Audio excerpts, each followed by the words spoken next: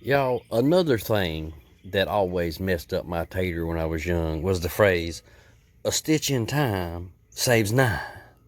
You don't really hear that much anymore. I guess it's become like folks has become like me and they've just become allergic to the inherent stupidity of that statement. Some folks will credit that statement to Benjamin Franklin, but I seem to doubt that he would say anything that inherently stupid. He was smarter than that. But then again, he did go out into a lightning storm with a kite. So his intelligence may be disputable.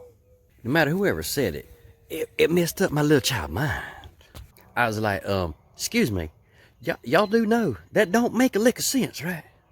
A stitch in time saves nine. Nine what? You do understand that is not a complete sentence. Diagram that bad boy, you'll see. Nine is an adjective, not the object. Now, I've heard of in sentences when you diagram them, they have like the understood subject, but I have never in my life heard tell of the understood object. I swear to y'all done gone completely around the bend. Now, over the years, I did come to learn that it is indeed an incomplete sentence. It actually is a stitch in time saves nine stitches. It means that things will only get worse if you procrastinate. It's like, it's better to go ahead and replace the gasket if your engine gets an oil leak instead of waiting and letting it be until it gets so bad that your engine throws a rod.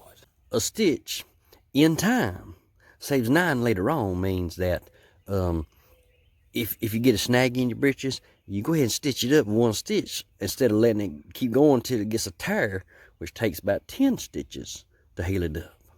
In other words, a stitch in time saves you from having to do 9 more later. I get that. Except that now that I understand what it actually means, that has to be the worst possible illustration you could use for that situation. The thing I said about, replacing the gasket before you throw the rod, that makes sense. But a stitch in time is idiotic. One single stitch is a complete waste of time and materials. It ain't like a staple where it's a one and done. You see, to do a stitch, you have to go get your thread, you gotta get your needle, you're gonna need scissors to cut the thread, you might need a thimble on your thumb to keep from stabbing yourself, and you might even need some reading glasses so you can see how to thread the needle. Then you got the start your stitch, do the stitch, and then tie it off and cut it.